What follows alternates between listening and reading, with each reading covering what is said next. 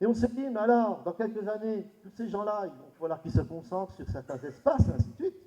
Et s'il y a des endroits où la Terre est encore, on va dire, a plus de valeur, ça n'existe pas, la Terre a la même valeur partout, mais est encore plus précieuse qu'ailleurs, c'est précisément dans ces terres qui relèvent effectivement de ces régimes tropicaux. Donc, sur ces terres, si on veut faire en sorte que ces terres puissent durer et alimenter les gens dans 25, 30, 40 ou 50 ans, mais il faut s'occuper effectivement du filet là, qui tient tout ensemble. Et ce filet qui tient tout ensemble, eh bien, il est constitué par les bactéries, notamment du sol, il est constitué par des substances qui ont été données par la Terre et qu'on ramène à la Terre. Hein. C'est ce qu'on appelle en gros l'humus. Alors, dans un contexte d'évolution durable, l'effondrement constaté des édifices humiques des sols impose différentes pratiques salvatrices. Donc, pour arriver à faire en sorte que les bactéries se remettent au boulot, que les vers de terre se remettent au boulot, que tous les champignons se remettent au boulot, eh bien, il faut utiliser notamment des engrais verts, donc faire de la couverture végétale pendant une certaine période, les retourner, les réenfuir, les retourner pour redonner de la densité au sol, du paillage par des broyats, des fumures, il ne faut pas les éliminer non plus, et du compost. Il faut prendre les produits fermentescibles, les faire fermenter, les transformer, pas fermenter, les faire se composter, et puis ensuite le compost, pouvoir l'utiliser effectivement là. Ou alors, les méthaniseurs de digestat, c'est-à-dire qu'on va prendre tout ça, on va mettre dans un méthaniseur, on va faire monter tout ça en température, permettre aux bactéries de se développer. Ces bactéries vont fabriquer du méthane qu'on va récupérer, enfin de l'électricité, faire marcher des bus, ainsi de suite. Et puis au fond, il va nous rester un digestat qui est particulièrement propice pour l'agriculture. Aujourd'hui, c'est le meilleur produit qu'on puisse avoir aujourd'hui, c'est ce fameux digestat qui peut sortir effectivement de la méthanisation, qu'on peut remettre dans les sols et qui vont faire en sorte finalement que on va redonner du tonus au sol, on va faire en sorte que les bactéries auront envie de nouveau d'y travailler, que les vers vont s'y mettre, et ainsi de suite. Donc ça, c'est extrêmement important. Donc les produits résiduels organiques sont les premiers constructeurs de l'avenir alimentaire durable de l'humanité. Hein. Donc tout ce qui est vert comme produit décomposable, c'est les éléments fondamentaux pour construire l'avenir alimentaire, c'est redonner à la Terre la force qui va lui être nécessaire pour nous nourrir plus tard. Ça, c'est clair. Hein.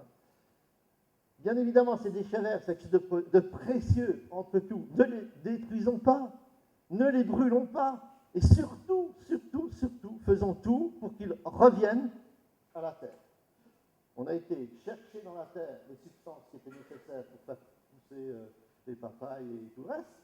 Eh bien, il est normal que ces produits-là, on les remette à la Terre. C'est comme sur une propriété, vous avez des arbres qui poussent. Si l'arbre pousse, c'est en prenant notamment les sels minéraux qu'il a dans le sol. Vous comprenez bien que l'arbre, il va prendre, qu'il arrive un moment, il n'y a plus tout à fait ce qu'il faut.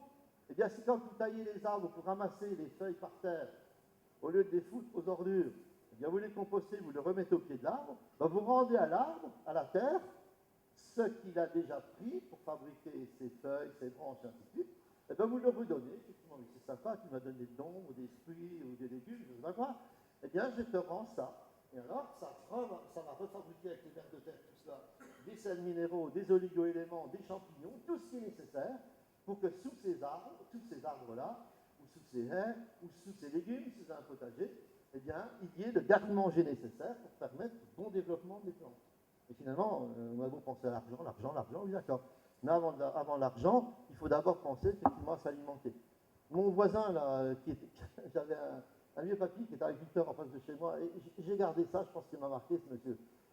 Donc lui, il était parti, alors il a été enrôlé par l'armée allemande à l'époque, donc c'était 7 ans que ça durait le service militaire à l'époque, je ne sais pas si vous imaginez. Donc il était parti, il a fait la campagne de Russie, enfin bref, il est allé en Russie avec les Allemands, il était revenu, enfin bref.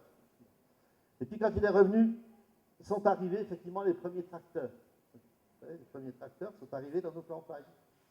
Et il regardait passer les tracteurs, lui, qui avait toujours des bœufs. Et alors, il me disait comme ça, alors en alsacien, il me disait, Jung, jeune, hein, c'est gamin. Il dit, tu vois le tracteur qui passe là, t'aimes ça toi, t'es jeune? Alors il dit, ah oui, c'est bien, ah oui, un volant, ça roule et tout, je trouvais ça génial, un tracteur dans la campagne.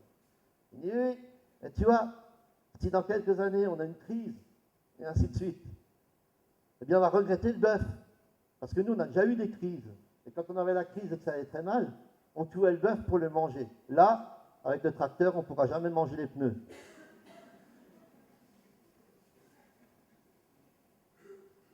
Eh bien, oui, c'est comme ça. La planète, c'est ce qu'elle est en train de faire. C'est pour ça qu'il faut faire très attention. Ce qu'on prend à la Terre, d'une manière ou d'une autre, il faut lui rendre. D'une manière ou d'une autre pour assurer le cycle. Et si on prend d'autres organes minéraux à la Terre, que ce soit des minerais de fer, enfin d'autres minerais, ou du pétrole, ou n'importe, faisons attention, parce que les ressources ne sont pas illimitées, et un beau jour, effectivement, on n'en aura plus. Alors c'est là qu'on va commencer à se regarder bêtement. Alors voilà, donc... alors, bien sûr, sur Maurice, vous avez compris, vous avez 70% quasiment de produits résiduels verts. C'est-à-dire qui, avec un petit peu d'imagination, peuvent retourner à la terre, chez vous, dans les potagers, mais également au niveau de tous les planteurs qui sont effectivement servis. Il n'y a aucun problème, c'est une restructuration du sol extrêmement intéressante. Parce que mettre 57% ou 67% de déchets verts dans un incinérateur, là, il y a un deuxième schéma, je m'excuse. Mais ça ne peut jamais marcher. Alors ici, vous voyez, ça c'est la grille d'un incinérateur. La flamme se fait effectivement sur une grille. Et puis, vous allez avoir une porte pour rentrer les déchets dedans.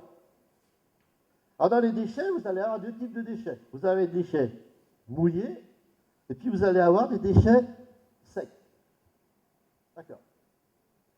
Eh bien, si dans mon incinérateur, ben, je regarde un peu où se trouve la barre critique au niveau des températures, il y en a deux. La première, c'est 100 degrés, enfin 98,7 par là autour. Et la deuxième, c'est 850 pour le dioxyde, mais ça, c'est autre chose. Eh bien, pour qu'un produit puisse brûler, s'enflammer, c'est-à-dire donner lui-même de l'énergie,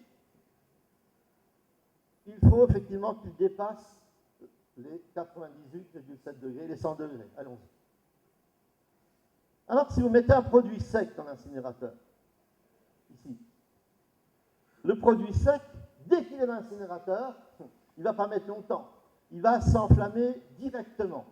Il va suffire d'une calorie par gramme de produit pour que ça part en flamme, ça va brûler, et ensuite, pendant un certain temps, là au-dessus, ça va produire effectivement la combustion de la chaleur. Par contre, si vous mettez un produit mouillé, un produit humide dedans, eh bien ce produit humide que vous allez rentrer à l'intérieur de l'incinérateur, il faut d'abord le monter à 98 degrés.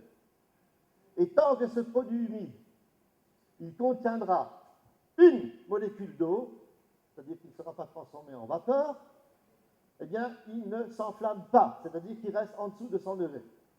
Donc, il faut lui fournir de l'énergie, de l'énergie, de l'énergie, de l'énergie, jusqu'à ce que la totalité de l'eau qu'il contient s'évapore. Et lorsque cette eau a fini de se transformer en vapeur, là, tout d'un coup, paf, eh bien, le produit va s'enflammer. Et quand il va s'enflammer, là, il aura besoin de s'enflammer jusqu'à la 1000 calories par gramme. Mais par contre, pour arriver à le sécher pour qu'il s'enflamme, il aura fallu effectivement 540 calories par gramme. Ça veut dire qu'à partir du moment où vous mettez des produits humides dans l'incinérateur, vous mettez des produits humides dans un incinérateur, eh bien, le rendement au niveau électrique et ainsi de suite, il se casse la gueule en flèche. Tout est utilisé pour évaporer l'eau.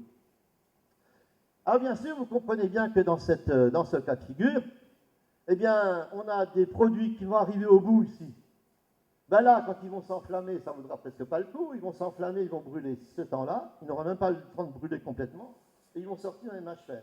Et il y en a qui vont tout traverser ici, et qui vont tomber tout de suite dans les mâches fer, sans avoir jamais traversé la barre des 100 degrés.